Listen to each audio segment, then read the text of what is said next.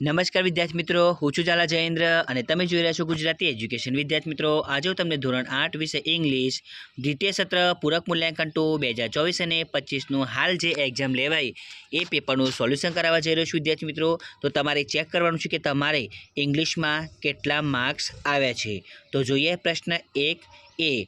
વિદ્યાર્થી મિત્રો, એની અંદર જે લાઇન્સ આપેલી છે એ લાઇન્સ તમારે વાંચવાની છે, સમજવાની છે, પછી જે નીચે પ્રશ્નો આપ્યા છે એના આન્સર આપવાના રહેશે. તો પ્રશ્ન 1 એ છે તમારે 3 માર્કનો છે.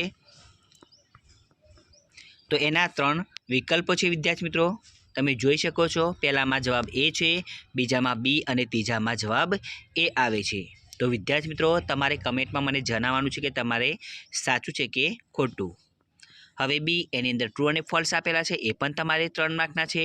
તો પહેલામાં ટ્રુ આવતું હતું અને બીજું અને ત્રીજું હતું એમાં ફોલ્સ આવતું હતું.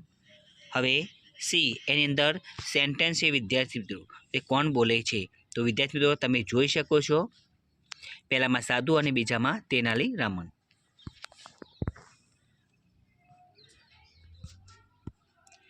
હવે ડી એની અંદર વિદ્યાર્થી મિત્રો, complete the sentence using sold or sold not. તો ડી તમારે 2 માર્કનું છે. એક્ઝામ્પલ જે આપેલું છે એ પ્રમાણે તમારે લખવાનું હતું. તો તમે જોઈ શકો છો આન્સરમાં શું આવે છે. હવે પ્રશ્ન 2 એ એની અંદર વિદ્યાર્થી મિત્રો, જે પેરેગ્રાફ આપ્યો છે એ પેરેગ્રાફ તમારે વાંચવાનો છે, સમજવાનો છે, પછી જે નીચે પ્રશ્નો આપ્યા છે એના આન્સર આપવાના હતા. અને પ્રશ્ન 2 એ તમારે 4 માર્કનું હતું.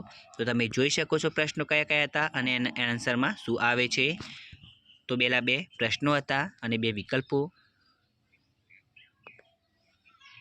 હવે 2 વિકલ્પો હતા એની અંદર સી અને જવાબમાં ડી આવે છે.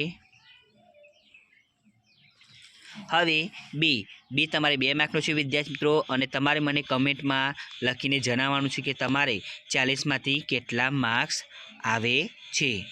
હવે સી એની અંદર વિદ્યાર્થી મિત્રો, બ્રેકેટમાંથી તમારે જોઈને લખવાનું છે.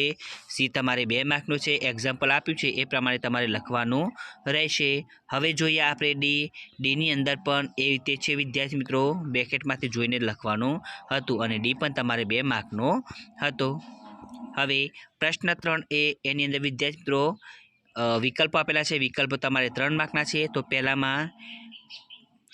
પહેલું બીજું ત્રીજું એમાં ફર્સ્ટ નંબરનું હતું એમાં જ રાઈટ કરવાનું તમારે હતું. તમે જોઈ શકો છો અને એ પ્રમાણે તમારે કરવાનું હતું. હવે બી એની અંદર ટ્રુ અને ફોલ્સ આપેલા છે. તો બંનેમાં વિદ્યાર્થી મિત્રો ફોલ્સ આવતા હતા.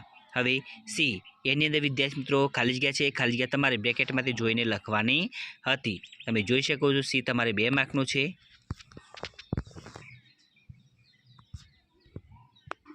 હવે ડી એની અંદર હાઉ મની અને હાઉ મચ લખવાનું હતું. તો પહેલામાં હાઉ મચ અને બીજામાં હાઉ મની. હવે ડી તમારે 2 માર્કનું છે. વિદ્યાર્થી મિત્રો, હવે પ્રશ્ન 4 એ એની અંદર વિદ્યાર્થી મિત્રો વિધાનો હતા. વિધાનો પણ તમારે 2 માર્કના હતા. તો પહેલામાં બી અને બીજામાં સી જવાબ આવતો હતો. હવે બી એની અંદર પણ વિદ્યાર્થી મિત્રો ઓપ્શનમાં તમે જોઈ શકો છો કયો ઓપ્શન તમારે ટીક કરવાનો છે. તો પહેલામાં બી, બીજામાં એ, એટલે કે આ પણ એ વિકલ્પો છે. વિદ્યાર્થી મિત્રો, ત્રીજામાં એ, નંબર 4 છે એમાં સી અને નંબર 5 છે એમાં બી જવાબ આવે છે અને નંબર 6 એમાં એ. તો વિદ્યાર્થી મિત્રો, તમે કમેન્ટ કરીને મને જણાવશો કે તમારે 40માંથી ઇંગ્લિશમાં કેટલા માર્ક્સ આવેલા છે. હવે સી એમાં તમે જોઈ શકો છો આન્સર ઇન 1 વર્ડ. તો વિદ્યાર્થી મિત્રો, એક શબ્દમાં તમારે જવાબ આપવાનો છે અને સીમાં 2 માર્કનું છે. તમે જોઈ શકો છો પ્રશ્નના આન્સર. તો વિદ્યાર્થી મિત્રો, તમને મારો વિડીયો પસંદ આવ્યો હોય તો વિડીયો લાઇક કરો, કમેન્ટ કરો, શેર કરો અને સબસ્ક્રાઈબ જરૂર કરો. ધન્યવાદ.